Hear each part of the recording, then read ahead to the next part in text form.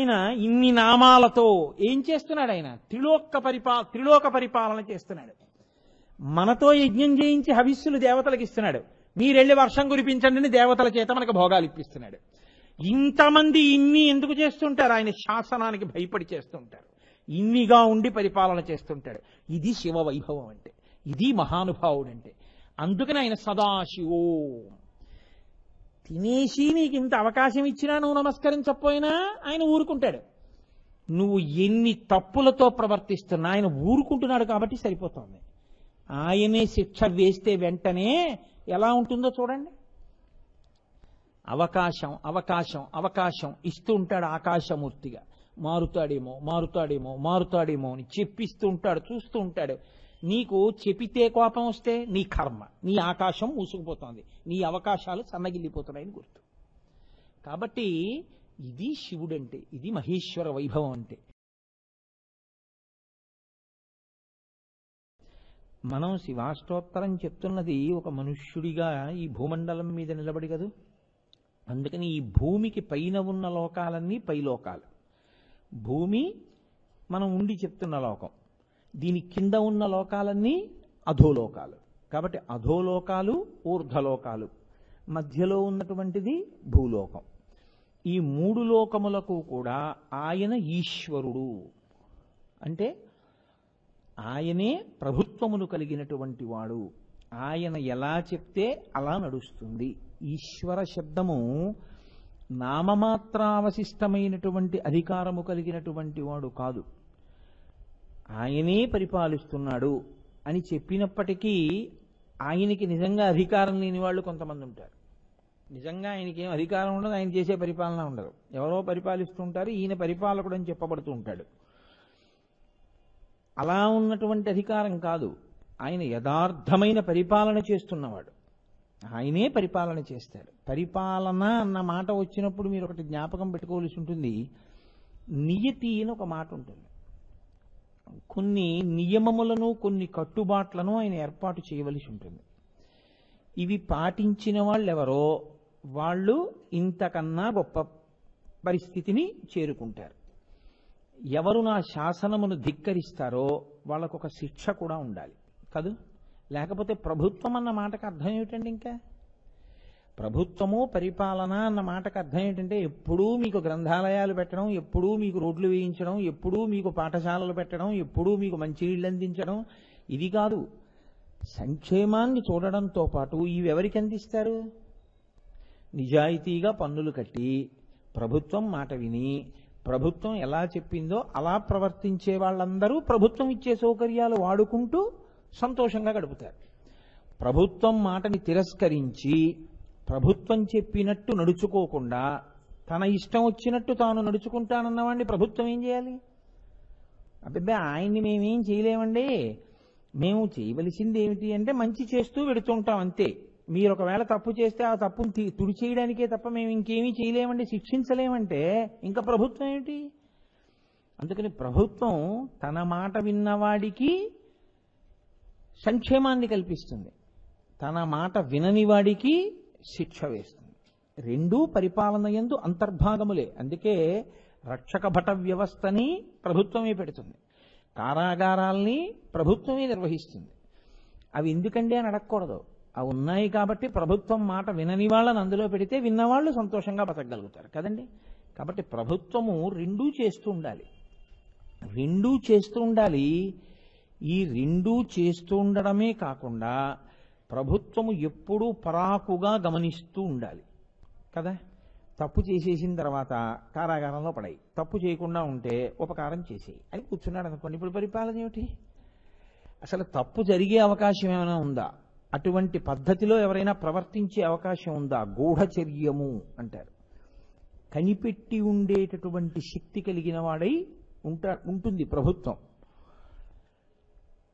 ఈశ్వరుడు కూడా మూడు లోకముల యందు అటువంటి అధికారమును పొంది ఉంటాడు. ఇప్పుడు మూడన్న మాటని మీరు ఎలా అర్థం చేసుకోవాల్సి ఉంటుందంటే సమస్త లోకముల యందు ఆయనకు అటువంటి అధికారం ఉంటుంది. ఇప్పుడు అటువంటి అధికారం ఉంది అన్నప్పుడు మీరు ఒకటి చాలా జాగ్రత్తగా గమనించవలసి ఉంటుంది. నియతిని ఆయన ఎలా ఏర్పాటు చేస్తాడు? ప్రధానంగా ఇది ఊర్ధ్వలోకాలు అధోలోకాల గురించి కాసేపు పక్కన పెట్టండి. మనం ఎవరి గురించి మాట్లాడవలసి ఉంటుందంటే ఎక్కువగా మన గురించే మాట్లాడవలసి ఉంటుంది. ఊర్ధ్వలోకాల వాళ్ళ గురించి మాట్లాడటము తప్పు కాదు, అధోలోకాల్లో ఉన్న వాళ్ళ గురించి మాట్లాడటము తప్పు కాదు. కానీ అది నీకెంత ఉపకారం చేస్తుంది అన్న విషయంలో కొంచెం పరాకు వహించితే నీ గురించి మాట్లాడడం ఎక్కువ శ్రేయస్సు. భూలోకం గురించి ఈశ్వరుడు వేదమును ప్రవర్తింపచేశాడు. వేదమును తన శాసనంగా మీరు ఇలా అనుభవించవలసి ఉంటుంది, వేదము ఎలా చెప్పిందో మీరు అలా జీవించండి అంతే. శంకర భగవత్పాదులు అందుకే అవతార పరిసమాప్తి చేస్తూ అదే చెప్తారు. నువ్వు ఏం చేశావు అన్నది కాదు, నువ్వు వేదం చెప్పినట్టు చేస్తున్నావా అన్నది చాలా ప్రధానం. వేదం చెప్పినట్టు బ్రతకకుండా మరొకలా నువ్వు భక్తిగా ఉన్నానని పూజ చేస్తున్నాను అంటే దాన్ని శాస్త్రం అంగీకరించదు, ఈశ్వరుడు అంగీకరించడు. ఈశ్వరుడు ఎలా చెప్పాడో అలా చెయ్యవలసి ఉంటుంది. నేను ఒక ప్రభుత్వ కార్యాలయంలో ఉద్యోగం చేస్తున్నాను అనుకోండి, నాకు కొన్ని నియమాలు ఉంటాయి, ప్రభుత్వం పెట్టినటువంటి నియమాలు కొన్ని ఉంటాయి. నేను ఓ చాపోటి పట్టుకెళ్ళి నేను ఈ చాప వేసుకుని కూర్చొని పనిచేస్తే నాకు బాగుంటుందండి, నేను కాబట్టి కింద కూర్చొని చాప వేసుకుని పనిచేస్తానంటే అలా ఏం అంగీకరించరు. నువ్వు కుర్చీలో కూర్చుని పని చేయవలసి ఉంటుంది. అంతేకాని ఒకడు చాప వేసుకుని, ఒకడు పరుపు వేసుకుని, ఒకడు వెలకిలా పడుకుని పని చేస్తానంటే అలా ఏం ఉండదు. అందరూ ప్రతివాడు ఓ కుర్చీలో కూర్చోవాలి, పని చెయ్యాలి. అలాగే ఈశ్వరుడు కూడా నీతి పెడతాడు. నువ్వు చేసేయడం కాదు, ఈశ్వరుడు చెప్పినట్టు చేస్తున్నావా అది ప్రధానం. చేసేయడం అనేటటువంటిది ఈశ్వరుడు దాన్ని ప్రధానంగా గణనలోకి తీసుకోడు. కొంతవరకు మంచిది చేశాడు, కానీ ఈశ్వరుడు చెప్పినట్టు చెయ్యకపోతే అసలు ఆచారం అన్న మాటకు అర్థమే ఉంటుంది నాకు చెప్పండి. ఆచారము అన్న మాట లుప్తమైపోతుంది అంతే. ఇంకా ఎందుకని అంటే అసలు దానికి ఒక పద్ధతి అన్నది కొరవడిపోతుంది ఇంకా. అందుకే ఈశ్వరుడు ఏం చేశాడంటే వేదమును ప్రవర్తింపచేసినప్పుడు ఈ భూమండలమంతా శ్రేయస్సును పొందడానికి, వేదం చెప్పినట్టు బతకడానికి అనువైనటువంటి స్థితిలో వాళ్లే దీని మీద పుట్టాలని ఏం లేదు. కర్మానుభవం పొందడానికి భూమి మీదకి వస్తూ ఉంటాడు. వేదం చెప్పినట్టు ప్రవర్తించి వేదంలో చెప్పినటువంటి క్రియలు ఆచరించడానికి ఈ భూమండలం మీద ఒక భాగాన్ని ఆయన నిర్ణయం చేశాడు. ఎంత ఆశ్చర్యకరమైన విషయం చూడండి. ప్రభుత్వం ఎక్కడ ఉంది అని నేను అడిగాను అనుకోండి, ఇదిగోనండి ప్రభుత్వం చూపించడానికి మీకు ప్రభుత్వం ఏం కనపడదు. ఏం కనపడుతుంది? ప్రభుత్వ కార్యాలయము కనపడుతుంది. అన్ని కార్యాలయములలో ఉండేటటువంటి అధికార శక్తి ఎక్కడ కేంద్రీకృతమైపోతుంది? మీరు ఏ విభాగమునందున్నారో ఆ విభాగమునకు ఉన్న రాజధానిలో ఉన్నటువంటి సచివాలయమునందు కేంద్రీకృతమవుతుంది. మళ్ళీ ఆ సచివాలయంలో ఎవరు ప్రధానమైన పరిపాలకుడో ఆయన గది యందు కేంద్రీకృతమవుతుంది. మళ్ళీ ఆ గదిలో ఆయన యందు కేంద్రీకృతమవుతుంది. ఆయన యందు కేంద్రీకృతమైన అధికారము ఆయన సంతక రూపంలో బయటకు వస్తుంది కదండి. ఆయన ఒక సంతకం పెట్టాడు అంతే, శాసనం.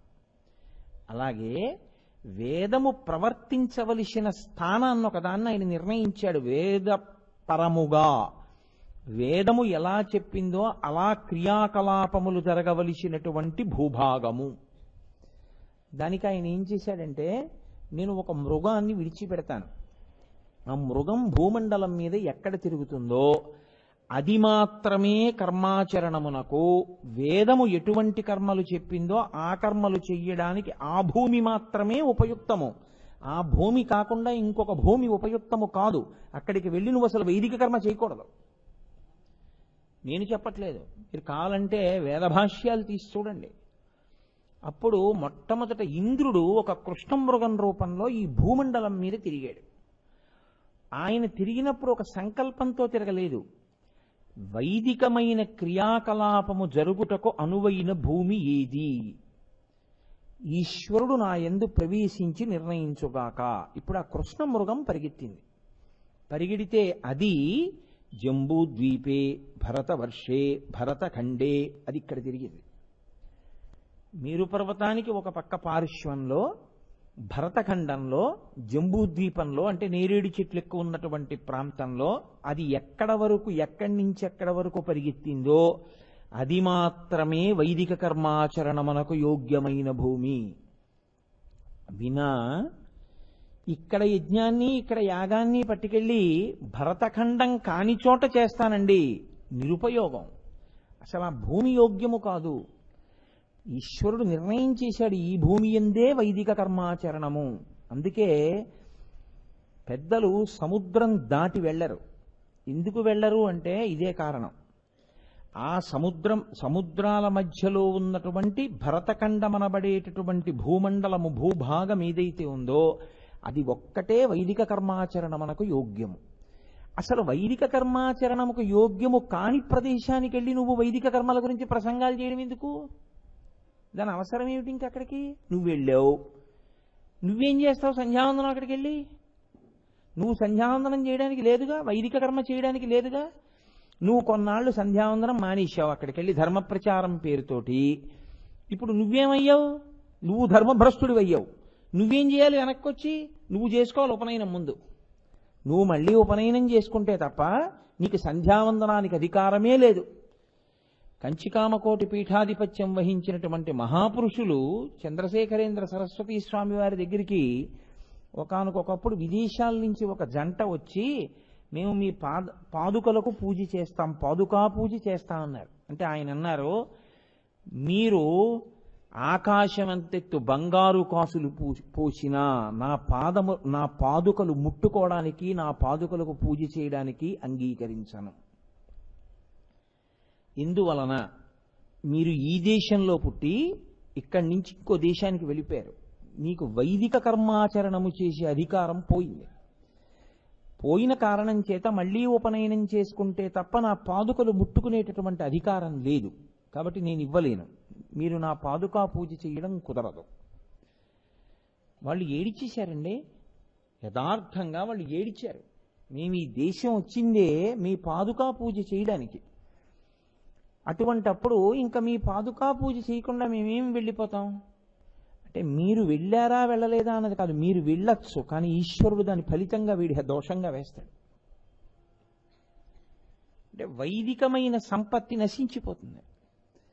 కాబట్టి ఇప్పుడు పరమాచార్య స్వామి అన్నారు, ఒక పని చేయండి, మీరు చెయ్యకండి, ఇంత ఏడుస్తున్నారుగా, మీ పిల్ల ఇక్కడ పుట్టి విదేశాలు వెళ్ళలేదు. మీ పిల్ల, మీరు ఇద్దరూ అక్కడ ఉండగా మీకు పిల్ల పుట్టింది. మీరు ఆ పిల్లని తీసుకుని భారతదేశం వచ్చారు. దాని చేతిలో ఏముంది పాపం? అది కడుపులో ఉండగా మీరు వెళ్ళిపోయారు, అది అక్కడ పుట్టింది. ఇప్పుడు అది స్వదేశానికి తిరిగి వచ్చింది తప్ప స్వదేశం నుంచి విదేశానికి వెళ్ళలేదు అది. కాబట్టి దానికి ఉంది కర్మాచరణకి యోగ్యత. కాబట్టి అది దాని చిన్ని చిన్ని చేతులతో అది వేస్తుంది పాదుకలకి పూలు. మీరు మాత్రం నా పాదుకలకి వేయకండి, మీ పిల్ల చెయ్యి మీరు పట్టుకోండి అంతే అన్నారు. చూడండి ధర్మం అంటే ఎలా ఉంటుందో. అందుకే పరమాచార్య స్వామి ధర్మాకృతి అయ్యారు. అందుకే అప్పటి నుంచి ఇప్పటికీ సముద్రం దాటి వెళ్ళడానికి పెద్దలు అంగీకరించారు. అందుకే ఇది కారణం. కాబట్టి జంబూ ద్వీపే ఆయన ఒక నిర్ణయం చేశాడు. ఇక్కడ పుట్టాలి అంటే దానికి ఒక అదృష్టం ఉండాలి గత జన్మలలో. ఇక్కడ పుట్టి సనాతన ధర్మంలో ఉండగలగాలి అంటే దానికో కొంత అదృష్టం ఉండాలి. ఉండి నమ్మకం ఒకటి కలగాలి అంటే దానికో కొంత పుణ్యం ఉండాలి. కలిగినది యథార్థంగా ఆచరణ యందు చూపించాలి అంటే దానికి మెండు విశ్వాసం ఉండాలి. దేనికన్నా నాకు ఇదే గొప్ప అన్న విశ్వాసం నీకు ఉండాలి.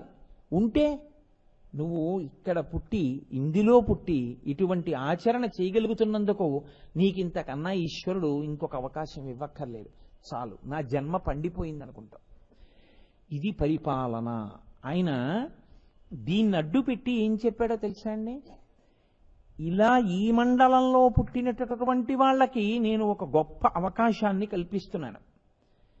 అది ఇక్కడ పుట్టడం అంటే మీ చేతిలో లేదు, ఈశ్వర కృప చేత పుడతారు. ఇప్పుడు ఇక్కడ చేసేటటువంటి పాపకర్మ వలన, పుణ్యకర్మ వలన ఫలితమును అనుభవిస్తారు. పుణ్యకర్మాచరణం చేశాడా పైలోకాలకి వెడతాడు, పాపకర్మాచరణం చేశాడా కింది లోకాలకు వెళ్ళిపోతాడు. పాపము పుణ్యము రెండూ లేవు. మెల్లిగా వయసు పెరుగుతున్న కొద్దీ సమస్త భావములను ఈశ్వరుని యందు నిక్షేపించేశాడు. ఆయన వినా వేరొక మాట ఆయనకి లేదు ఆయన జీవితంలో. ఆయన యందే మిగిలిపోయాడు, ఆయన యందే చేరిపోయాడు. ఇప్పుడు ఆయనకి పునర్జన్మ లేదు. కాబట్టి ఇప్పుడు ఈ భూమి మీద నుంచి ఆయన ఇక్కడ పుట్టిన వాళ్ళకి ఆయన ఇచ్చేటటువంటి శక్తి ఏమిటో తెలుసా అండి? ప్రభుత్వాన్ని నడిపించేవాడిగా. మీరేం చేస్తూ ఉంటారు ఇక్కడ చూస్తుంటాడు. అంటే మీరు ఆలోచించండి, జీవయాత్రలో ఎన్ని కోట్ల కోట్ల కోట్ల కోట్ల జన్మల తర్వాత బహుశా మీరు ఇక్కడ ఇలా జన్మించే అవకాశం కలిగి ఉంటుంది. ఇటువంటి అవకాశం పొందడం ఒక ఎత్తు, పొందిన అవకాశం యొక్క గొప్పతనాన్ని తెలుసుకుని దాన్ని నిలబెట్టుకోగలిగినటువంటి సత్తా కలిగి ఉండడం ఒక ఎత్తు. ఈశ్వరుడు నోరిచ్చాడు, నువ్వు రామనామం చెప్పద్దు. ఈశ్వరుడు వైదిక కర్మాచరణం చేసే అధికారం ఇచ్చాడు, ఎలా చెయ్యమన్నాడో అలా నువ్వు చెయ్యొద్దు. అలా నువ్వు చెయ్యగలిగితే ఆనాడు నువ్వు ఈశ్వరుడి కృపకి పాత్రుడు అవుతావు. అలా నువ్వు పాత్రుడు అవుతున్నావు అన్న విషయాన్ని లెక్క కట్టుకునేటప్పుడు నీకేం ఖాతా పుస్తకాలు తీసుకొచ్చి చూపించరు. ఇదిగోనండి అని రోజు పట్టుకొచ్చి నీకెవరు చూపించరు. మరి ఎవరు రాస్తుంటారు ఈ జీవుల ఖాతాలన్నీ? ఆయనే అంతర్యామిగా ఇక్కడే ఉండి సమస్తాన్ని ఆయన రాసుకుంటూ ఉంటాడు. సమస్తం ఆయనకి తెలుసు. నువ్వు మనసుతో ఏం చేస్తున్నావో, మనసుతో ఏం ఆలోచిస్తున్నావో ప్రతి విషయాన్ని ఆయన పసిగట్టగలడు. పసిగట్టి వ్రాసుకుంటాడు. అది ప్రభుత్వము, ఈశత్వము, అధికారము అన్న మాటకి అర్థం అక్కడ వస్తుంది. అందుకని ఆయన ఏమవుతాడంటే అనేకమైన పేర్లతో ఈ భూమండలం మీద వ్యవహరింపబడుతుంటాడు పరమశివుడు. అందుకే రుద్రం అష్టమానువాకం జీవం దానికి. నమ సోమాయ చ రుద్రాయ చ నమస్తామ్రాయ చ అరుణాయ చ నమ శంగాయ చ పశుపతయే చ నమ ఉగ్రాయ చ భీమాయ చ నమో అగ్రే వధాయ చ దూరే వధాయ చ నమో హంత్రే చ హనీయసే చ నమో వృక్షేభ్యో అంటూ ఉగ్రాయ చ భీమాయ చ అని 2 పేర్లతో పిలుస్తుంది. ఉగ్రంగా ఉన్నాడు అంటే మీకేమిటి దాని అర్థం? చాలా కోపంగా ఉన్నాడు అని, అంతే. మీరు అందులో ఏమీ దాన్ని పెద్ద సమర్థించేసే ప్రయత్నం ఏమీ చెయ్యక్కర్లేదు. వేదం అలా చెప్పింది. నమ ఉగ్రాయచ, ఆయన కోపంగా ఉన్నవాడే. భీమాయచ, ఆయన భయం కలిగించేటట్టుగా ఉన్నాడు. భీమాయచ అంటే నమ ఉగ్రాయచ భీమాయచ, ఆయన భయాన్ని కల్పిస్తూ ఉంటాడు. ఆయన ఎందుకు అలా ఉండడం? మరి అలా ఉండవలసిన అవసరం ఆయనకి ఏమిటి అంటే పాపం చేసిన వాళ్ళకి భయపెట్టడానికండి. నేనంటాను, మీతో ఒక మాట చెప్తాను. సదాశివ అని ఒక నామం ఉందా? సదాశివుడు అంటుంటాం. మీకు ఆ సదాశివ అన్న నామం ఈశ్వర సంబంధంగా ఇంకా ఏ పేర్లకి ముందు సదా విశేషణం వెయ్యరు. సదా బ్రహ్మ, సదా విష్ణువు అలా ఉండవు. మహాశివుడు ఉండడు, మహావిష్ణువు ఉంటారు, మహాదేవుడుగా శివుడు ఉంటాడు. అసలు ఆ చమత్కారం ఆ పిలవడంలో ఉంటుంది. మహాదేవుడుగా ఉన్న శివుడు పరమశివుడు. పరమ అంటే ఎప్పుడూ శాంతం, ఎప్పుడూ కళ్యాణం, ఎప్పుడూ మంగళం. ఇటువంటి ఆయన సదాశివుడే. సదా అంటే ఎల్లప్పుడూ. ఒకప్పుడు శివుడిగా ఉండి ఒకప్పుడు ఉగ్రమూర్తిగా, భీమమూర్తిగా ఉండేవాడు కాడాయన. ఆయన ఎప్పుడూ సదాశివుడే. మరప్పుడు ఉగ్ర అన్న నామం, భీమా అన్న నామం ఎలా వచ్చాయి? మరి ఉగ్ర అంటే కోపంగా ఉండడం అన్నాం కదండి. మరి సదాశివ అంటున్నాం పక్కన. మరి సదాశివుడికి కోపం ఎప్పుడు వచ్చింది? ఆయన మహాశాంతమూర్తి అండి. ఆయనకి ఉగ్రుడు అనో పేరుందండి అన్నాను అనుకోండి, ఎలా పొంతన కుదురుతుందండి రెండింటికి? ఆయన ఎప్పుడూ శాంతమూర్తి, ఆయనకి అసలు కోపమే రాదు. అమ్మో, ఆయనకి కోపం వచ్చినప్పుడు చూడాలి ఆయన్ని. ఒకప్పుడు వచ్చినప్పుడు ఎలా ఉన్నాడో తెలుసా అండి? అసలు చూడలేమైందన్నారు. ఇప్పుడు ఏది నిజం? ఆయన ఎప్పుడూ శాంతమూర్తా, అప్పుడప్పుడు కోపం వస్తూ ఉంటుందా? అప్పుడప్పుడు కోపం వచ్చి అప్పుడప్పుడు శాంతంగా ఉండడం, అప్పుడప్పుడు ఒక చోట ఉపద్రవం సృష్టించి ఒక చోట ప్రశాంతంగా ఉండడం ఉంటూ ఉంటుంది లోకంలో. ఎందుకనంటే ఈ భూమండలం మీదే ఒక చోట భూకంపం వస్తుంది, ఒక చోట వేలపట్టణ వర్షాలు పడి అందరూ పండగ చేసుకుని సంతోషంగా ఉంటారు, అది ఉంటుంది. అప్పుడు ఒక చోట ప్రకంపన వచ్చింది, ఒక చోట ప్రశాంతంగా ఉంది తప్ప అంతటా ప్రశాంతంగా మాత్రం లేదు కదా. సదా శివుడు అంటే ఎప్పుడూ మంగళంగా ఉన్నవాడు, ఎప్పుడూ ప్రశాంతంగా ఉన్నవాడు. మరి ఎప్పుడూ మంగళంగా ఉన్నవాడు, ఎప్పుడూ ప్రశాంతంగా ఉన్నవాడు సదాశివుడు ఎప్పుడయ్యాడు? సదాశివుడు ఉగ్రుడు ఎప్పుడయ్యాడు? కాదు. అసలు మీకు ఆశ్చర్యకరమైన విషయం ఏమిటో తెలుసా అండి? ఒక్క సదాశివానామానికి మాత్రం వేదం ఏం చేసిందంటే దాని చివరికి తీసుకెళ్లి ఓం కలిపింది. అన్న నాదం కలుస్తుంది. మనకంటే ఇప్పుడు అన్ని పిచ్చి పిచ్చి పేర్లు, ఆంధ్రదేశం అలా తయారైపోయింది అనుకోండి. ఇప్పటికీ ద్రవిడ దేశంలో సదాశివం అన్న పేరు చాలా ఎక్కువ పెట్టుకుంటారు. సదాశివం అన్న పేరు మీకు చాలా ఎక్కువగా కనపడుతుంది. అది సదాశివ అని వదలరు. సదాశివం, సదాశివోం ప్రణవాన్ని కలిపింది వేదం. ఎక్కడ కలిపింది? ఈశాన సర్వ విద్యానాం ఈశ్వర సర్వభూతానాం బ్రహ్మాధిపతిర్బ్రహ్మణోధిపతిర్బ్రహ్మ శివో మే అస్తు సదాశివోం అది. అస్తు సదాశివ అని వదిలిపెట్టలేదు. అస్తు సదాశివోం, సదాశివ ఓం అని. ఏమిటది? అలా ఎందుకు సదాశివ దగ్గరే ఎందుకు అనాలి? ఓం నిర్గుణ స్వరూపం. అకార ఉకార మకారముల చేత నిర్గుణ నిరంజన నిత్య శుద్ధ బుద్ధ సచ్చిదానంద పరబ్రహ్మశక్తి ఆవిష్కరణని సూచించేటటువంటి స్థితి ఓంకారము చూపిస్తుంది, ప్రణవం. అందుకే చిన్నపిల్లల్ని ప్రణవం ఎక్కువ పలికించకండి అని చెప్తారు పెద్దవాళ్ళు.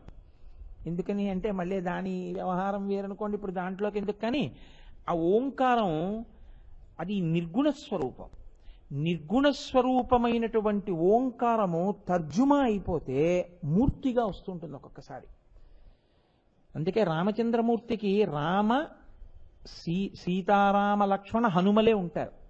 అకార ఉకార మకార నాదము నలుగురు అకార ఉకార మకార అన్న నాదము కలిస్తే ఆ ఓం సీతారామ లక్ష్మణ హనుమలుగా చిత్రపటం ఉంటుంది. అందుకే భరత శత్రుఘ్నులు వాళ్ళు ఇంక ఉండాలని ఏం లేదు, ఇంకా వాళ్ళ నలుగురితోటే ఉంటుంది పట్టాభిషేకం. అలా సదాశివ ఎప్పుడూ ప్రశాంతంగా ఉండేవాడు ఓం నిర్గుణుడు. నిర్గుణుడు శాంతమూర్తి అంటే మళ్ళీ గుణం రాలా? ఎలా కుదురుతుంది? అందుకే అసలు ఈ తలకాయ ఎక్కడుంది మాకు చెప్పండి అని అడిగారు. ఎవ్వరికీ లేని రీతిలో పైకుందన్నారు. అందుకే సద్యోజాత ముఖం పశ్చిమాన్ని చూస్తుంది, అఘోర ముఖం దక్షిణాన్ని చూస్తుంది, తత్పురుష ముఖం తూర్పుని చూస్తుంది, వామదేవ ముఖం ఉత్తరాన్ని చూస్తుంది, ఈశాన ముఖం పైకి ఉంటుంది. ఈ పైకి ఉన్న ముఖం ఏం చేస్తుంటుందంటే అనుగ్రహాన్ని ఇస్తుంది. అనుగ్రహము అంటే మాయని తీసివేయుట. మాయా అన్న పొరని చిదిపేస్తుంది. చిదిపేస్తే యథార్థ స్వరూప భాష కలుగుతుంది. అందుకే మన వాళ్ళు మాయని అవనిక అంటారు. అవనిక అంటే తెర. అది అందులో కలిసిపోయింది అన్నదానికి ముందు తెర పట్టారు అంటే అది ఇంకా దీనిది కాదు అని గుర్తు. మీరు చూడండి, పెళ్లిలో తెర పడతారు. తెర పట్టినంత సేపు ఆడపిల్ల తల్లిదండ్రుల దగ్గరే ఉంటుంది. కన్యాదానం చేసేసి తెర దింపేశారు, పెళ్లి కొడుకు పెళ్లి కూతురు ఒక పీట మీదకి వచ్చేస్తారు. ఇంకా క్షణం నుంచి ఆయన ఆవిడిది, వాళ్ళిద్దరు ఒక పీట మీదకి వస్తారు. తల్లిదండ్రులు ఏమవుతారు? కాసేపు పక్కన కూర్చొని చేయించి వాళ్ళు లేచిపోతారు. ఇంకా వాళ్ళిద్దరూ బ్రహ్మముడి వేసుకుని వాళ్ళే హోమం అవి మొదలు పెట్టేస్తారు. అంటే అప్పటి వరకు ఇద్దరేమో, ఇక ఆ తర్వాత వాళ్ళిద్దరు కారు ఒకరే. కాబట్టి ఎప్పుడూ వాళ్ళ మధ్యలోకి వెళ్ళవద్దు. తెర పట్టి తెర దించేస్తుంటారు ఒకటైపోయేటటువంటి స్థితిలో. అది ఆ మాయా అన్న అవనికని ఆయన ఎత్తాడనుకోండి, తిరోధానమూర్తి అంటారు. ఆ మాయని తీసేస్తాడు. అనుగ్రహమూర్తి. ఆ అనుగ్రహమూర్తి అయితే సదాశివోం నిర్గుణ నిరంజనమైనటువంటి పరబ్రహ్మమునందు ఐక్యం చేసేస్తాడు. అలా కలపగలిగినటువంటి స్థితి మోక్షప్రదాత. అప్పుడు మోక్షం ఇచ్చాడు అని గుర్తు. అది ఊర్ధ్వముఖమై ఉంటుంది. ఇప్పుడు ఆ ముఖానికి సదాశివుడు అని పేరు. అందుకని సదాశివోం. ఆయన ఎవరు? ఈశాన సర్వ విద్యానాం ఈశ్వర సర్వభూతానాం. ఆయన ఒకరికి ఇద్దరికి కొంతమందికి కాదు, ఈశ్వర సర్వభూతానాం, సమస్త భూతములకు అంటే సమస్త ప్రాణులకు ఆయనే ప్రభువు. సర్వ విద్యానాం, ఈ లోకంలో ఎన్ని విద్యలు ఉన్నాయని నువ్వు అనుకుంటున్నావో అన్ని విద్యలకు ఆయనే అధిపతి. సమస్త శబ్దములకు ఆయన ఢమరుకే కారణం. సమస్త నృత్యములకు, సమస్త నాట్యములకు ఆయనే కారణం. అన్ని ధ్వనులకు ఆయనే కారణం. అన్ని శబ్దములకు ఆయనే కారణం. ధ్వని అంటే అర్థం లేనిది, శబ్దము అంటే అర్థం ఉన్నది. కాబట్టి ఇన్ని ఎక్కడి నుంచి వచ్చాయి? ఆయనలోంచే వచ్చాయి. కాబట్టి ఈశాన సర్వ విద్యానాం ఈశ్వర సర్వభూతానాం బ్రహ్మాధిపతి. ఈ సృష్టి మరి బ్రహ్మగారు కదా చేశారు. సృష్టి చెయ్యమని బ్రహ్మని సృష్టి చేసింది ఆయనే. ఇది ప్రభుత్వం అన్న మాటకు అర్థం. త్రిలోకాధిపతి అన్న మాటకి మీరు ఎట్నుంచి తీసుకుంటే వస్తుందో దాన్ని తేలిగ్గా మీకు అందించే ప్రయత్నం చేస్తున్నాను. ఇప్పుడు బ్రహ్మను ఎవరు సృష్టించారు? ఆయనే. అందుకే ఆయన గౌరవం ఇస్తారు. ఇంత సృష్టి ఆయన వలన జరిగింది కాబట్టి ఆయన తలకాయ పడిపోతుంది కాలంలో ఒకప్పుడు. అయ్యయ్యో పాపం ఆయన తలకాయ కూడా అలా శ్మశానంలో పడిపోవలసిందే, నక్కల కొరకవలసిందే కాదు. కాబట్టి ఆయన ఏం చేస్తాడంటే దాన్ని తీసి ఒక తడపకి గుచ్చి మెళ్ళో వేసుకుంటాడు. ఇప్పుడు ఆ మెళ్ళో వేసుకుంటే ఏమైంది? ఒక పుర్రె. శివుడి మెళ్ళో ఎన్ని పుర్రెలు ఉన్నాయి లెక్క పెట్టడానికి వీల్లేదు. ఆవలి అంటే వరుస. బ్రహ్మమస్తకావలిని బద్ధతే నమః శివాయ అని స్తోత్రం చేస్తారు శంకర భగవత్పాదులు. బ్రహ్మల తలలు పుర్రెలు ఎన్నో మాలలు ఆయన తలలో ఉన్నాయి, ఆయన మెడలో ఉన్నాయి. అంటే ఎంతమంది బ్రహ్మలో వచ్చారు, ఎంతమంది బ్రహ్మలో వెళ్ళిపోయారు. ఆయన మాత్రం అలాగే ఉన్నాడు.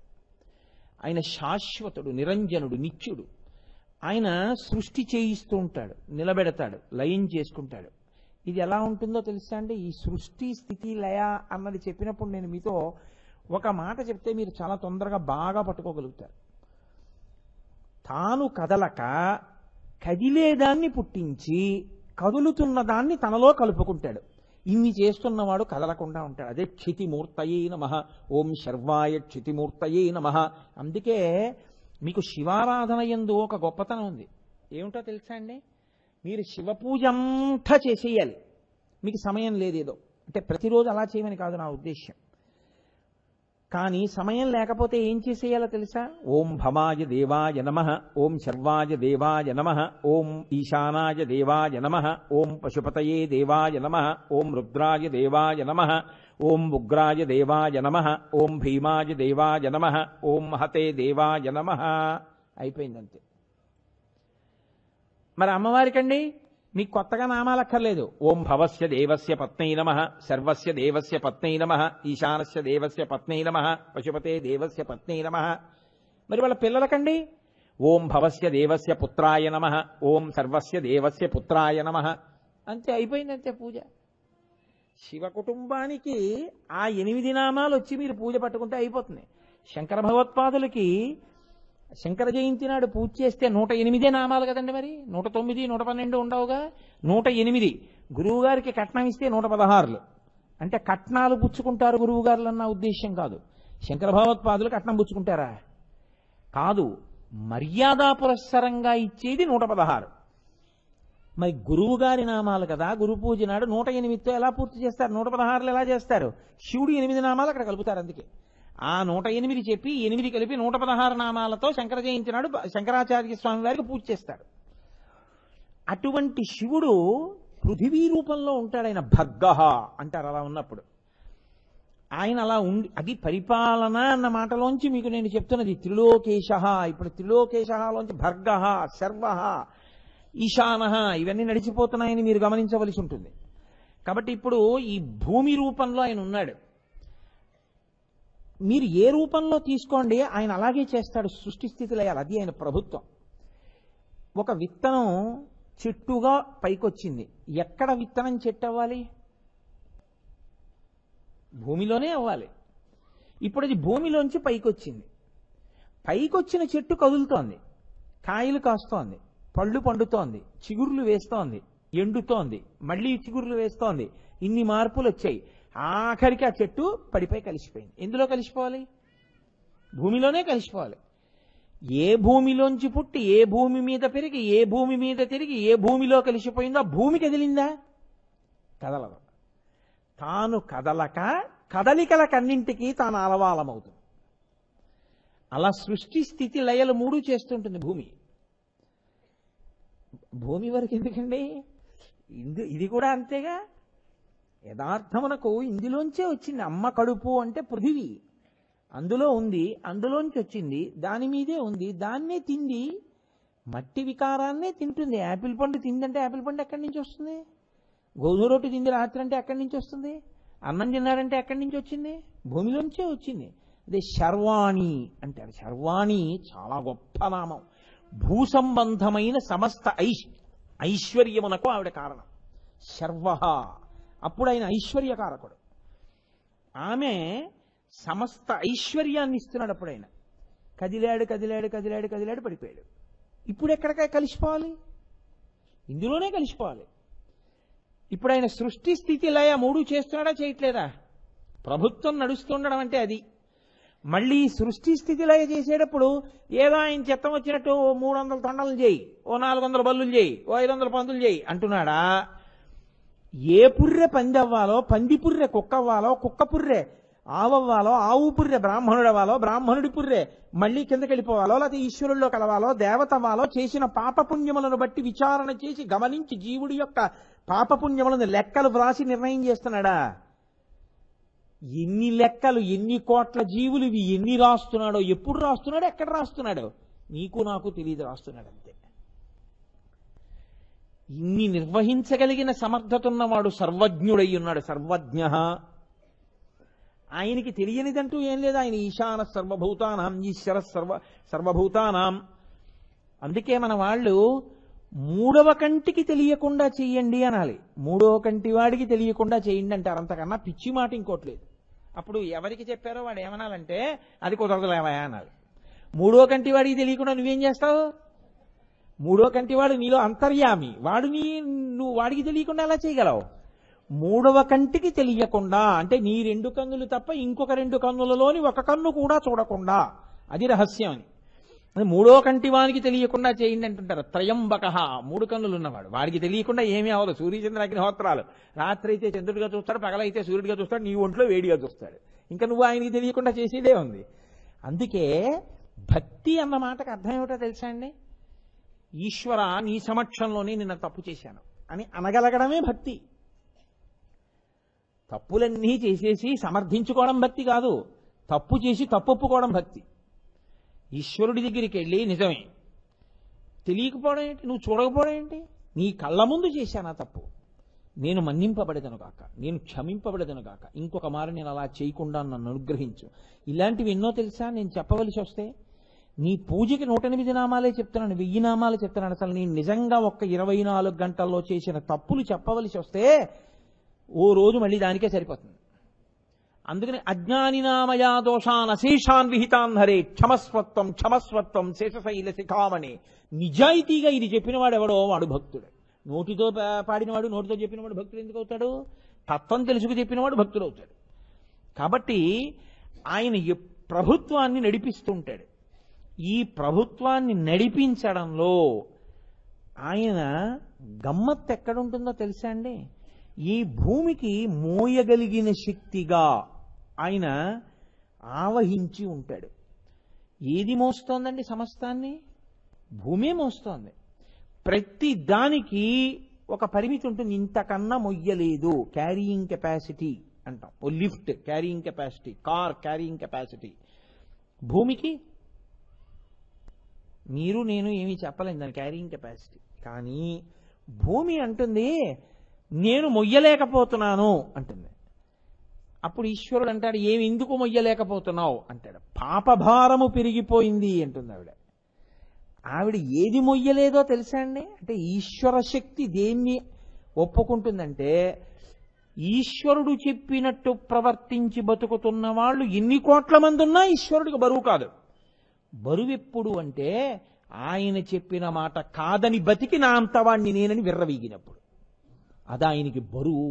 మీరు చూడండి ఇంట్లో కూడా ఏమంటాం, కడుపున పుట్టినవాడే బరువు అయిపోయాడండి. ఎందుకు బరువు అయిపోయాడు వాడు? అంటే వాడు చెప్పిన మాట వినడు, బరువు అయిపోయాడు. బరువైపోయాడు అన్న మాటకు అర్థం అది. అందుకే భాగవతంలో విష్ణు భగవానుడు ఒక మాట చెప్తాడు, శుద్ధ సాధులందు, సురలందు, శృతులందు, గోవులందు, విప్రకోటియందు, ధర్మ పదవియందు, తవిలి నాయందు వాడెన్నడలుగు నాడు హింస పొందు అంటాడు. ఇవే పాపాలు. పరమేశ్వరుడు మహాప్రళయం ఎందుకు చేస్తాడో తెలుసా అండి? కోపం వచ్చి, లేకపోతే అంటువ్యాధుల్ని ఇవ్వడం, భయంకరమైన వ్యాధులు, ఉపద్రవాలు, వరదలు, తుఫాన్లు, భూకంపాలు, ప్రళయాలు, సునామీలు ఇవన్నీ ఎందుకు ఇస్తూ ఉంటాడంటే ఆయన ఉగ్రహ, కోపాన్ని చెందుతాడు. దేనికి కోపం? ధర్మ వ్యతిరిక్తంగా పెరిగిపోయి బతికే వాళ్ళు ఎక్కువైపోయారు. నేను చెప్పినట్టు బతకట్లేదు, నేనిచ్చింది తిని నేనిచ్చిన శరీరాన్ని పుచ్చుకొని నేను చెప్పినవి కాదని బతకడానికి ఉపయోగించుకుంటున్నారు. ఆయన ఆగ్రహం వస్తుంది ఆయనకి, ఉగ్రహ. కానీ ఆయన సదాశివ. ఎలాగండి పొంతన? ఆయన ఎప్పుడూ సదాశివుడైతే మరి ఉగ్రుడు ఎందుకు అయ్యాడు? మీరు బాగా పట్టుకోవాల్సిందండి. ఇది అర్థం కాకపోతే మీరు ఎన్నాళ్ళు ఆ మంత్రం చెప్తున్నా, ఈశానతర విజ్ఞానాన్ని ఈశ్వరతర భూతానామని మంత్రపుష్పం దగ్గరికి వచ్చేటప్పటికే పువ్వు పట్టుకుని చేతిలో నించుంటాం. మొట్టమొదటి హెచ్చరిక వేస్తారు మంత్రపుష్పానికి, నాణ్యపంథాయ నాయ విద్యతే. నువ్వు ఈశ్వరుడిలో కలవాలనుకుంటే ఇది వినా మార్గము లేదు, ఇది తెలుసుకో. ఇంకొకటి ఉందని అనుకుంటున్నావేమో, ఇంకేం లేదు, ఇదే మార్గం. ఏమిటా మార్గం? సదాశివోం, ఆయన సదాశివుడని తెలుసుకో. ఆయన సదాశివుడే ఉగ్రుడని మళ్ళీ వేదం చెప్తోంది రుద్రంలో.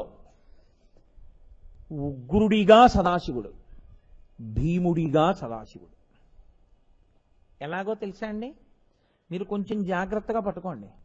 అనేకమైనటువంటి చేసిన పాపములున్నాయి. ఇప్పుడు ఈ పాపములు పోతే కదూ మీరు అసలు విడుదల పొందడం అన్నది వస్తుంది. ఆ పాపాలు పోతే కదూ ఈశ్వరుడి దగ్గరికి వెళ్ళడం అన్నది, ఈశ్వరుణ్ణి చేరుకోవడానికి మార్గం ఏర్పడడం అన్నది. ఇప్పుడు ఈ చేసిన పాపములన్నీ తీసేయాలంటే దేని రూపంలో తీసేయాలి? కష్టపెట్టి తీసేయాలంతే కదా. ఏదో ఒక కష్టాన్ని ఇచ్చి ఆ కష్టం రూపంలో తీసేయాలి. ఇప్పుడు ఆయన మీకు కష్టాన్ని ఇచ్చి కష్టం ఇచ్చిన రూపంలో మీ పాపాన్ని అలా తీసేసి మిమ్మల్ని బాగా దగ్గరికి తీసుకున్నవాడు సదాశివుడు ఎందుకు కాలేదు?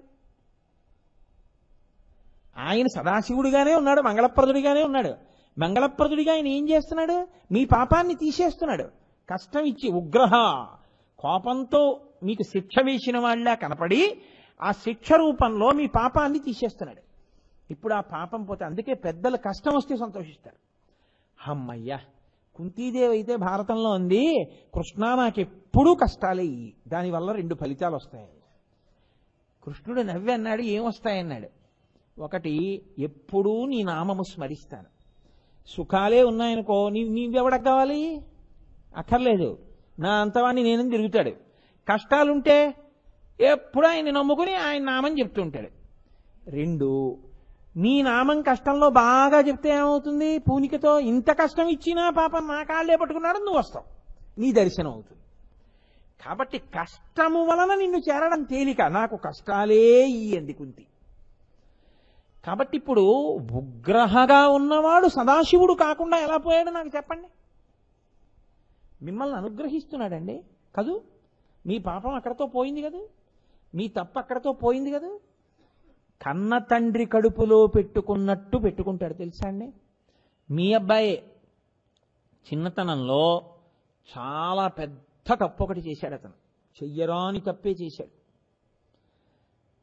ఏదో పిల్లాడు కదా, తెలుసున్న వాళ్ళ పిల్లాడు కదా అని చెప్పి నాన్నగారు ఏదో ఆ బ్యాంకుకి వెళ్ళారు. నాన్నగారు వెళ్ళారు, అందరూ తెలుసున్న వాళ్ళు కనపడి ఏమంటే వచ్చారా అని మాట్లాడుతున్నారు. ఈ పిల్లాడిని ఎవరో, బాబు నువ్వు బలానా వాళ్ళ అబ్బాయివా అన్నారు. వీడు అలా బ్యాంకు లోపలికి వెళ్ళి మాట్లాడుతూ ఎవరో పాపం ఆ క్యాషియర్లు వాళ్ళు బలానా వాళ్ళ అబ్బాయి కదా అని ముద్దు చేసి పలకరించారు. వీడు వెళ్ళి అక్కడ ఉన్నటువంటి డబ్బుల్లో ఓ 400-500 రూపాయల కాగితాలు మడత పెట్టేసి జేబులో పెట్టేసుకున్నాడు. తండ్రి గారు బయట నుంచి ఉన్నాడు, ఈ పిల్లాడు నిశ్శబ్దంగా బయటకు వచ్చేసాడు. మాట్లాడుకుంటున్నారు. ఒక అరగంట అయింది, నాన్నగారు వెళ్ళిపోదాం అంటున్నాడు. వీడు ఆ కౌంటర్లో ఉన్నాయన 400-500 కాగితాలు పోయాయి. పిల్లాడు వచ్చి వెళ్ళాడు, కానీ ఆయన కొడుకు మనం ఏమైనా అంటే బాగుంటుందా అని మెల్లిగా ఇంకోళ్ళకి చెప్పి, అయ్యా మీరేమనుకోకండి అని ఆ పిల్లాడిని, బాబు నీకు ఇలా చాక్లెట్లు కొంటాను రా, ఇచ్చేస్తాను రా అని ఇలా తీసుకెళ్ళి జేబులు వెతికితే వాడి జేబులో 400-500 కాగితాలు దొరికాయి. కొంచెం చనువున్నాయని వచ్చి, ఏమండో వీడు మీ పరువు నిలబెట్టేవాళ్ళ లేడు, ఇలా బ్యాంకులోకి వెళ్ళి 500 కాగితాలు 4 తీసేశాడు. ఇదే ఇంకొకళ్ళు అయితే ఎంత దారుణంగా ఉంటుంది పరిస్థితి. పోలీస్ కంప్లైంట్ ఇస్తే వీడిని సెల్కి పంపించాలి.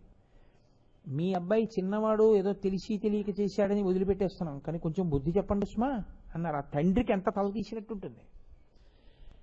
ఆ తండ్రి ఇంటికి వెళ్ళి పిల్లాన్ని చావగొడతాడు, చాలా పరాకుగా ఉంటాడు. ఆ పిల్లవాడు చాలా బుద్ధిమంతుడు, యోగ్యుడు అయిపోయాడు. ఆ పిల్లవాడికే తండ్రి డబ్బు ఇచ్చి, ఒరే ఈ డబ్బు పట్టుకెళ్ళి బ్యాంకులో కట్టేసి రారా అంటాడు. వాడు వెళ్ళి బ్యాంకులో డబ్బు కట్టేసి వచ్చేస్తున్నాడు. ఇప్పుడు ఆ పిల్లవాడు చాలా నిజాయితీపరుడుగా, చాలా మంచివాడిగా తయారయ్యాడు. తండ్రి ఈ విషయాన్ని పెళ్లి చూపుల్లో చెప్తాడా ఆడపిల్లి వారికి? మా అబ్బాయి అండి చిన్నతనంలో బ్యాంకులో 504 తీశాడని చెప్తాడా? చెప్పడు, ఎప్పుడూ చెప్పడు. గతంగత అయిపోయింది, వాడు ఇప్పుడు చాలా బాగుపడ్డా లేదా అంతే. ఇది సదాశివోం. కొట్టిన నాన్నగారు ఉగ్రహ సదాశివ. ఎందుకు కొట్టాడంటే మళ్ళీ అలా చేయకుండా కొట్టాడు. మళ్ళీ చెయ్యకుండా ఉంచడం కోసమని కొట్టిన నాన్నగారిలో ఉన్నటువంటి ప్రేమయే సదాశివుడు. ఆ కొట్టడం కూడా ప్రేమతో కొట్టింది. ఆయనకి సదాశివత్వం ఎప్పుడు పోయింది అనుకుంటున్నావు? ఉగ్రుడిగా ఉంటే ఎప్పుడూ పోలేదు. అందుకే వేదం అంది సదాశివోం. నీకు సందేహం లేదా ఆయన సదాశివుడే. ఉగ్రుడు ఎందుకు అయ్యాడు? నీ వల్ల అయ్యాడు, లేకపోతే ఆయన అవడవు. మరి ఏమండి భక్తుడి విషయంలో ఏమవుతాడు? మోక్షం అన్నది ఎప్పుడో కదండి ఇస్తారు, ఏదో ఆఖరిని ఇంకా మోక్షం. మరి దానికి ముందు ఉగ్రహ కింద ఆయన ఏమిటి? మరి భక్తుడికి ఏమిటి ఉగ్రహ? భక్తుడికి వచ్చే ఉపద్రవాలకి ఉగ్రహ. భక్తుణ్ణి ఆయన్ని నమ్ముకుని ఉన్నాడండి, ఆయన పాపమునకు ఫలితము ఇవ్వడం కోసమని చెప్పేసి ఆయనకి ఒక గొప్ప అంటువ్యాధి రావాలి అని పట్టబోతోంది అనుకోండి, హుం అంటాడు ఆయన. నన్ను నమ్మి ఉన్నాడు, ఆయన జోలికా పెడతావు, 4 తుమ్ములతో విడిచిపెట్టే అంతే. 4 తుమ్ములు తుమ్ముతాడు, వదిలేస్తాడంతే. ఇప్పుడు ఆయన భక్తుడి విషయంలో భక్తుడికి వచ్చేటటువంటి రోగములకు బాధలకు మీద కోపిస్తేవాడు. ఇది పరిపాలన అంటే. మన కోపం అంటే పనికిమాలిన కోపం ఒకటే మనకి తెలుసు. ఆయన ఆ ఉగ్రహ అని నిలబడితే ఏకకాలమునందు సదాశివోం, కోపము లేనివాడు, కోపమున్నవాడు. అందుకే కదా మహిమ్నా స్తోత్రంలో పుష్పదంతుడు నమో నిధిష్టాయ ప్రియదవదవిష్టాయ చ నమో నమ క్షోదిష్టాయ స్మరహర మహిష్టాయ చ నమో వర్షిష్టాయ త్రినయన అవిష్టాయ చ నమో నమ సర్వస్మైతే తదిగమిది సర్వాయ నమ. దూరంగా ఉన్నవాడివి నువ్వే, దగ్గరగా ఉన్నవాడివి నువ్వే, తల పండిపోయిన వాడివి నువ్వే, అత్యంత కుర్రాడివి నువ్వే. ఎక్కడ ద్వంద్వములున్నాయో అక్కడ ఈశ్వరుడు ఉంటాడు, ఎక్కడ ఊహకందని స్థితి ఉందో అక్కడ ఈశ్వరుడు ఉంటాడు. మీకు దాన్ని పట్టుకోవడం చేతనైందనుకోండి, అది మీ నడవడి మీద ప్రభావాన్ని చూపిస్తుంది. అప్పుడు ఏమవుతుందో తెలుసా అండి? పరిశీలన యందు మీకు ఒక గొప్ప సత్యం ద్యోతకం అవుతుంది. నేను మీకు ఒకటి చెప్తాను చూడండి.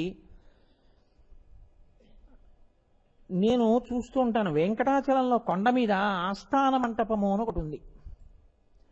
ఆ ఆస్థాన మంటపంలో హరికథ అవి చెప్తుంటారు. నేను ఎప్పుడూ 100 మందిని మించి చూడలేదు, అది నా ప్రారంభం అయి ఉండొచ్చు. ఆ 100 మందిలో 80 మంది ఎందుకు వస్తారో తెలుసా అండి అక్కడికి? పోనీ నా అనుభవం కాదంటే నాతో ఎంతో మంది వచ్చారు, వాళ్ళని అడగండి ఎందుకు వస్తారో తెలుసా అండి? పాపం కాటేజీలు అవి లేక బయట ఎక్కడో కూర్చుని పడుకుని ఉన్నవాళ్ళు కాసేపు 4 గోడలు, ఫ్యాను, హాయిగా ప్రశాంతంగా కాళ్ళు జాపుకుని కూర్చుంటే ఏదో హరికథ ఏదో వినపడుతుంటుంది, చల్లగా ఉంది, ఈశ్వరుడు ఇచ్చినటువంటి ఆవాసమని కాళ్ళు. కొంతమంది అక్కడే గోడలకి శుభ్రంగా నిద్రపోతుంటారు కూడా. అలా హాయిగా కాళ్ళు చాపుకు పడుకోవడానికి, కూర్చోవడానికి, నించోవడానికి కూర్చుంటారు. కానీ వాళ్ళ ఉద్దేశ్యం అది కాదు. సభామంటపం అక్కడికి వచ్చి కూర్చుని అందరూ ఆ కార్యక్రమాన్ని విని అవతరించి సంతోషించి వెళ్ళాలి అని. కానీ ఇలా వాడుకున్నా వచ్చి లేపేయలేరు కదా, దాన్ని అలా వాడేసుకుంటుంటారు అంతే. ఒక్కొక్కసారి అలా ఈశ్వర తత్వంలో ఉన్న గొప్పతనం ఏమిటో తెలుసా అండి? అమ్మయ్యా సుఖంగా ఉంది ఇక్కడ, హాయిగా ఉంది అనుకున్నాడు అనుకోండి, వాడు ఎందుకు లేచి వెళ్ళిపోతాడండి? వాడు లేచి వెళ్ళిపోతే మళ్ళీ బయట ఎక్కడ రోడ్డు మీద కూర్చోవాలి. బాగుంది కదా, వాడికి కార్యక్రమంతో పని ఉంది, ఇంకా కూర్చుంటాడు, కూర్చుని హాయిగా గోడకి జాగ్రత్త నిద్రపోతుంటాడు. 8:30, 9 అయిపోతుంది, కార్యక్రమాలన్నీ అయిపోయి హారతి కూడా ఇచ్చేసారు, వీడు ఒకడే ఉన్నాడు. ఇక అప్పుడు ఏం చేస్తారు? తలుపులు వేసే ముందు రే నాయన లే, బయటికి వెళ్ళి ఇంకా అయిపోయే కార్యక్రమాలను పడుకున్నావు సార్లే వెళ్ళంటారు. అప్పుడు వీడు బయటికి వెళ్ళిపోతాడు.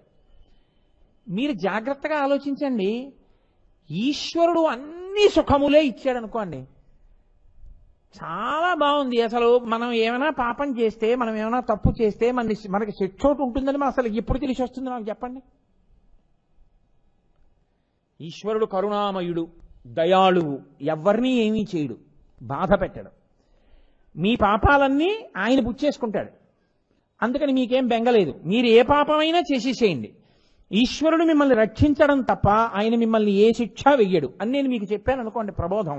అది మీకేమైనా పనికొస్తుందా? మీ ప్రవర్తన మీద నాకు చెప్పండి. మీ మార్పుకి అది కారణం ఏమైనా అవుతుందా? ఒక్కనాటికి అవ్వదు. ఇంకెందుకండి, వాడు ఏ తప్పు చేసినా వాళ్ళ నాన్నగారు చూసుకుంటారులే అన్నట్టు ఉంటుంది. కాదయా, నువ్వేం చేస్తున్నావో రాసుకుంటూ ఉంటాడు, శిక్ష వేస్తాడన్నాను అనుకోండి. ఇప్పుడు మీకో కష్టం వస్తే మీకో పరాకు వస్తుంది. ఓ తప్పు చేశాను, కష్టం వచ్చింది, ఇప్పుడు ఈ కష్టం ఇంత బాధగా ఉంటే తప్పు ఎందుకు చేయడం? కాబట్టి మనం ఇక చెయ్యొద్దు తప్పులు, అసలు మనం వాటి జోలికి వెళ్ళద్దు. మనం మంచిగా ఉందాం, ఈశ్వరుడు మన పట్ల కారుణ్యమూర్తి అవుతాడు. మీ నడవడి దిద్దడానికి ఉగ్రహ నామం కారణమవుతుంది.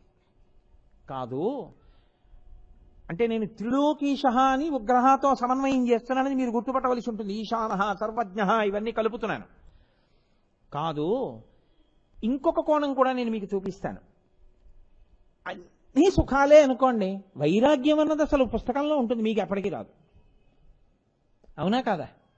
ఎవడండి అన్ని సుఖాలే ఉండగా అబ్బే ఈ సుఖాలా, ఈ సుఖాలు ఎందుకండి, ఈశ్వరుడు శాశ్వతం అండి, ఇవి మాకు వద్దండి అని వాడు వెళ్ళిపోతాడని మీరు అనుకుంటున్నారా? వాడికి ఒక్కనాటికి వైరాగ్యం రాదు. చీ పో ఇలాంటి మాటలు వినపడుతుంటే అప్పుడప్పుడు ఇలా మిణిక్ మిణిక్ మిణిక్ మిణిక్ అంటుంటుంది. ఏమిటో వీళ్ళని నమ్మడమే కానండి, వీళ్ళందరూ ఇంతే, ఆ ఈశ్వరుడు ఒక్కడేనండి అంటూ ఉంటాడు. కాబట్టి కష్టములనేటటువంటివి వైరాగ్యం అన్న మాట అప్పుడప్పుడు అంకురించడానికి దోహదపడుతుంది. అది శాశ్వతముగా లోపల నిలబడాలంటే పైకి అందరితో కలిసి ఉన్నట్టుండు, ఎవరి స్థితి ఎలా ఉంటుందో లోపల పరిశీలించి నీ హద్దు నువ్వు తెలుసుకుని అక్కడ వరకు ఆపేసేయి చాలు. ఎప్పుడూ నువ్వు ఉండవలసింది, నీకుండవలసింది ఈశ్వరుడు ఒక్కడే. అది వైరాగ్యం. ఎవరి మీద దెబ్బలాడేయక్కర్లేదు, ఎవరిని తోసేయక్కర్లేదు, ఎక్కడుంచాలో అక్కడుంచు నీ మనసులో చాలు. అంతకు మించి స్థానాలు ఇవ్వకుండా ఉండడమే వైరాగ్యం. సంగము తగ్గిపోవుట. ఇప్పుడు ఈ వైరాగ్యం దేనివల్ల వస్తుంది? కష్టం వస్తే. కష్టం ఎలా వస్తే వైరాగ్యం రావచ్చు? నా కొడుకు ఈశ్వరుడి దయవల్ల అలా జరగకుండా కాక, నా కొడుకు నా మాట వినలేదనుకోండి వైరాగ్యం వస్తుందిగా. నా కూతురు నా మాట వినలేదనుకోండి నాకు వైరాగ్యం వస్తుందిగా. మా ఆవిడ నా మాట వినలేదనుకోండి నాకు వైరాగ్యం వస్తుందిగా. నాకు ఏదో అనారోగ్యం చేసింది అనుకోండి, ఏమిటో ఈ శరీరం అని వైరాగ్యం వస్తుందిగా. వైరాగ్యం రావాలి అంటే కష్టం వస్తే తప్ప వైరాగ్యం రాదు. అన్నీ సుఖాలే ఉంటే వైరాగ్యం రావడం అన్నది చాలా కష్టం. కష్టమన్న మాటలోంచే వైరాగ్యమన్న మాట అంకురారోపణం జరుగుతుంది అసలు. కాబట్టి ఆయన ఉగ్రహ కష్టం ఇచ్చి సదాశివోం వైరాగ్య సుఖమునకు కారణమవుతున్నాడు. ఆయన సదాశివుడిగా ఉగ్రుడి భిన్నుడని మీరు ఎందుకు అనుకుంటున్నారు అసలు? ఇది పరిపాలన అంటే. ఆయన ఎన్నిటిగా తిప్పుతూ ఉంటాడో చూడండి. ఇది త్రిలోకేశ. నీకెందుకు పనికొచ్చింది కష్టం? నీ అదృష్టం అంతే. నీకొచ్చిన కష్టాలు నువ్వు వైరాగ్యం పొందడానికి పనికొచ్చాయి, నువ్వు మహాయోగి అయిపోవడానికి పనికొచ్చాయి. నీ అంత భాగ్యవంతుడు లేడు. వేమన గారు అయిపోలా? లోకంలో కష్టం వచ్చిన వాళ్ళు ఆ స్థితిని పొందేసిన వాళ్ళు ఉన్నారు. లోకంలో ఎన్నో కష్టాలు పడి పడి పడి పడి పడి పడి పడి పడితే తప్ప అంత వైరాగ్యంతో మాట్లాడగలిగిన యోగ్యత రాలేదు. అసలు ప్రార్థనా శ్లోకాలు కాలేదు అవి. మహాభారతంలో కష్టము అన్న మాటకి పర్యాయపదంగా కనపడే పాత్రలు కొన్ని ఉంటాయి, వ్యక్తులు. కుంతీదేవి ఒకటి అందులో. ఎన్ని కష్టాలు పడిందో మహాతల్లి, నిజంగా 1, 2 కాదు ఆవిడ పడ్డ కష్టాలు. ఎవరి కోసం? అన్ని పిల్లల కోసమే, ఆ పాండవుల కోసమే. కర్ణుడు కడుపున పుట్టినవాడే, కానీ వివాహపూర్వ సంతానం అవడం వల్ల ఆయన శరీరం పడిపోవడానికి కూడా అంగీకరించింది. ఆఖరికి కురుపాండవ యుద్ధంలో అందరూ చచ్చిపోయిన తర్వాత ఓ కుర్చీలో ధృతరాష్ట్రుడు కూర్చున్నాడు, ఓ కుర్చీలో ధర్మరాజు గారు కూర్చున్నాడు. పెద్ద జాబితా పట్టుకుని పేర్లు చదువుతూ ఒక్కొక్కడి పేరు చెప్తున్నారు. ధృతరాష్ట్రుడు బంధువు అయితే ధృతరాష్ట్రుడు విడిచిపెడుతున్నాడు నువ్వులు నీళ్లు, ధర్మరాజు గారి బంధువు అయితే ధర్మరాజు గారు విడిచిపెడుతున్నాడు. కర్ణుడు అన్నారు, మావాడు కాదు వదిలేశాడు. అప్పుడు ఏడిచింది కుంతొచ్చి, అయ్యో నా కొడుకు అయ్యావాడని. ధర్మరాజు అన్నాడు, నాకన్నా పెద్దవాడు కర్ణుడు ఉండగా రాజ్యం చేయవలసి వచ్చింది, ఆయన్ని చంపేసి నీ వల్ల కదమ్మా. ఆడదాని నోట్లో నువ్వులు నానినంతసేపు కూడా నిజము నానకుండుగాక. నువ్వులు నీళ్ల ప్రక్రియలో కదా ఉన్నాడప్పుడు. అందుకని ఆవిడప్పుడు అనుకుంది, చిచ్చి చిచ్చి చిచ్చి పిల్లల కోసం ఇంత తాపత్రయపడ్డా ఏమైంది? ఆఖరికి పిల్లల వల్ల శాపం వచ్చింది. లోకం ఉన్నంతకాలం ఏం చెప్తుందంటే, ఆడదాని నోట్లో నువ్వులు నానినంతసేపు నిజం ఎందుకుండదండి? ఎవరిచ్చారండి శాపం అంటే, ధర్మరాజు కుంతికి ఇచ్చాడు. అంత ధర్మరాజు తల్లిని ఎందుకు శపించాడు అంటే, ఇదిగో ఇంత కథ చెప్పుకొస్తారు. పిల్లల మీద మమకారం మమకారం మమకారం ఆఖరికి దీనికి వచ్చింది అని అప్పుడు వైరాగ్యం వచ్చి ఆవిడంది, యాదవులందు పాండు సుతులందు నాకు మోహ విచ్ఛేదము చేయుమయ్యా, ఘనసింధువు చేరిడి గంగభంగి నీపాద సరోజ చింతనముపై అనిశము మదీయ వృత్తి అత్యాదర వృత్తితో గదియగనట్లు చేయగదయ్య ఈశ్వరా. నాకు ఈ యాదవులు కృష్ణుడు ఆపదొస్తే రక్షిస్తాడు, ఆయన వాళ్ళు నాకు ఈ వ్యామోహం వద్దు, పాండవులు నా పిల్లలు ఈ వ్యామోహం వద్దు, ఇవి కోశీ కృష్ణ. యాదవులందు పాండు సుతులందు నాకు మోహ విచ్ఛేదము చేయుమయ్యా, ఘనసింధువు చేరిడి గంగ భంగి నీపాద సరోజ చింతనముపై అనిశము మదీయ వృత్తి అత్యాదర వృత్తితో గదియగనట్లు చేయగదయ్య ఈశ్వర. నది ప్రవహించి సముద్రంలోకి వెళ్ళిపోయినట్లు నా మనసు ఇంక నిరంతరము ఒక్క నీ పాదములను మాత్రమే స్మరించగలిగినటువంటి స్థితిని నాకు ఇయ్యి అంటే, ఇల్లు వదిలేస్తావా? ఏం వదిలేను, అక్కడే ఉంటాను. ఏం జరుగుతున్నా దానికి సాక్షిగా ఉంటాను. దెబ్బతిందిగా మనసు, ఇప్పుడు తెలిసి వచ్చింది ఎవరు ఎంత దగ్గర వాళ్ళు. కాబట్టి అందరికన్నా దగ్గరవాడెవడో నాకు తెలిసింది. కాబట్టి నువ్వు ఉండు దగ్గరగా, నీ పాద సరోజ చింతనముపై అనిశము మదీయ వృత్తి యచ్చాదర వృత్తితో గదియగనట్లు చెయ్యు. ఈ మిగిలిన ఉన్నాయి చూసావు, ఇవన్నీ తాత్కాలికం. ఎప్పుడు రంధ్రాన్వేషణ చేద్దామా, ఎప్పుడు తప్పట్టుకుందామా, ఎప్పుడు ఎత్తి చూపిద్దామా, ఎప్పుడు అవకాశం దొరుకుతుందా, ఇది ఎదురు చూసేవాళ్లే తప్ప నిజమైన ప్రేమతో త్రికరణ శుద్ధిగా నిలబడగలిగిన వాళ్ళు ఎక్కడో తప్ప ఉండరు. కాబట్టి ఈశ్వర నాకొద్దీ బంధాలందావిడ. ఆ వైరాగ్యం ఎందుకు వచ్చింది? అన్ని కష్టాల్లోంచి వచ్చింది. ఇప్పుడు ఉగ్రహ సదాశివ, ఉగ్రుడిగా అన్ని కష్టాలు పెట్టినవాడు సదాశివుడై ఆవిడకంత వైరాగ్యం ఇచ్చాడు. ఆవిడ తరించిపోయిందా లేదా? తరించిపోయిందంతే. కష్టాలు వస్తే ఆవిడ తరించిపోయింది. వైరాగ్యం రావడం, వైరాగ్యంతో మాట మాట్లాడగలగడం అంత తేలికైన విషయము అని మీరు అనుకోకండి. ఏదో అప్పటికి పుట్టినటువంటి కొద్ది వైరాగ్యంతో మాటలు కాదు, పూర్ణ వైరాగ్యంతో మాట్లాడగలిగినటువంటి మాటలు